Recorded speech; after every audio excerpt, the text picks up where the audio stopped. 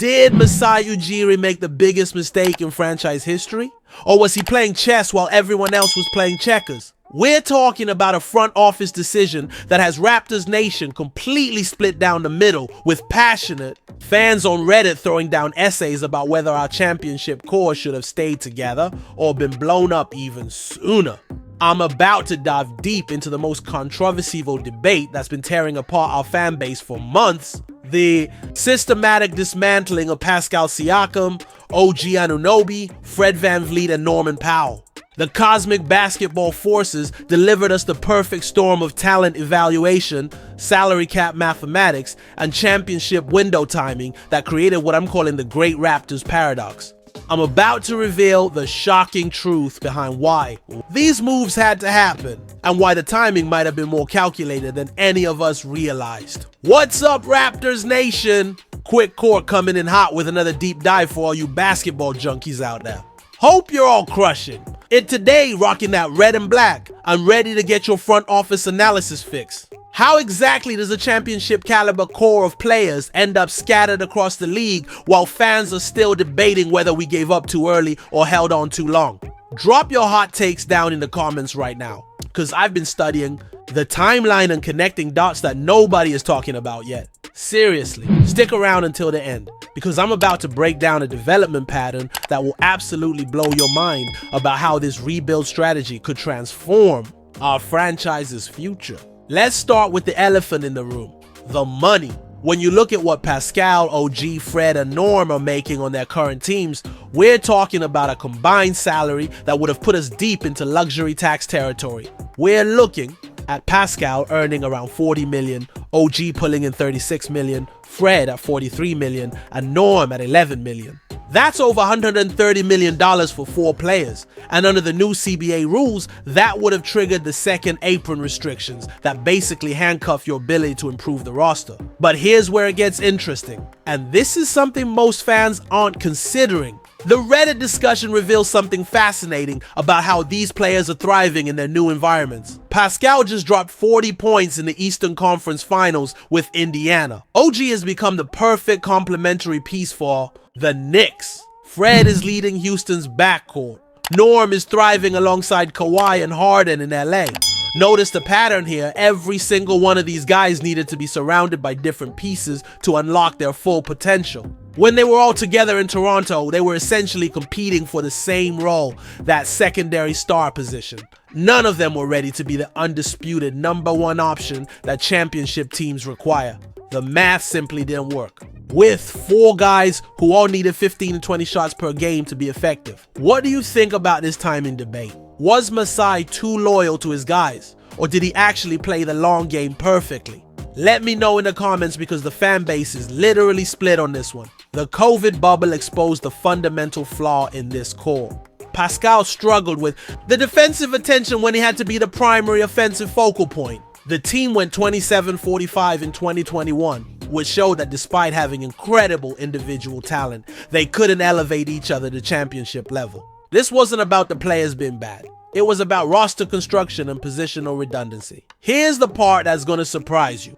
Masai actually held on to this core longer than most GMs would have. Think about it. They stuck together for 4 full seasons after Kawhi left. Most teams would have blown it up after that disappointing 2021 season, but Masai believed in these players to a fault.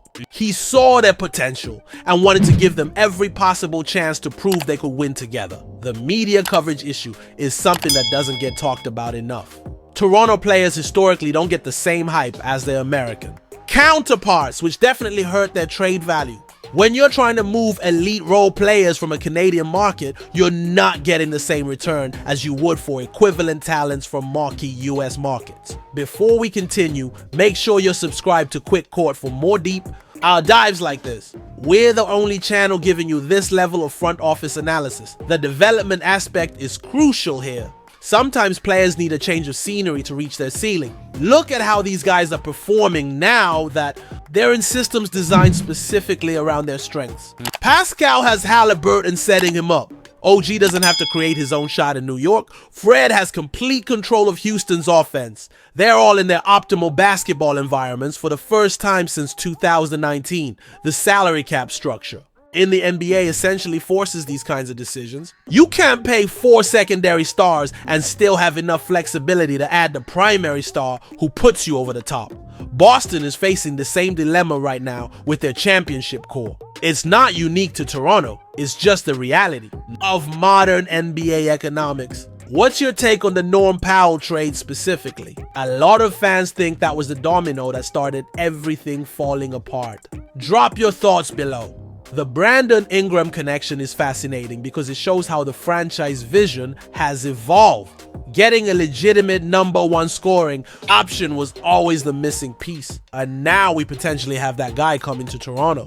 The irony is that we're getting the type of player we needed to pair with the old core, but we had to move the old core to create the space to get him. The 6'9" vision that Masai had with multiple long versatile wings was ahead of its time. But the execution hit some roadblocks. You need those guys to have complementary skill sets, not overlapping ones. Having multiple players who all need the ball in their hands to be effective creates diminishing returns. Looking at where we are now, the rebuild has positioned us with young, ascending talent that fits together better from a timeline and skill. Set perspective. Scotty Barnes, RJ Barrett, Emmanuel Quickley, and potentially Brandon Ingram represent a more cohesive vision of how modern NBA offense should flow. The championship DNA from 2019 was real, but championship windows are typically shorter than fans want to believe. The Warriors dynasty spoiled us into thinking you can just keep the same core together indefinitely. But that's the exception, not the rule. Most championship teams have a 2 to 3 year window before salary cap realities force difficult decisions. Here's the bottom line that's going to make some of you mad. Masai probably held on exactly as long as he should have. He gave the core every opportunity to prove they could win together, and when it became clear they couldn't, he maximized their trade value as best he could in a challenging market environment. The fact that they're all thriving individually validates his talent evaluation while also proving that the roster construction was the issue, not the individual players. What really gets me excited is seeing how this sets up our future. We've got young talent with upside, financial flexibility, and a front office that has proven they can identify and develop elite role players. The next phase is about finding that true #1 option and surrounding him with the right complementary pieces. That's a wrap on today's deep dive, Raptors Nation. What side of this debate are you on? Team Masai held on too long, or team the timing was perfect? Let me know in the comments. Smash that like button if this analysis helped you see the situation from a new angle. And don't forget to subscribe for more Quick Court content. We're building the best community of Raptors fans who love getting into the nitty-gritty of basketball strategy and front office moves. Until next time, keep that championship mentality alive. We're just getting started.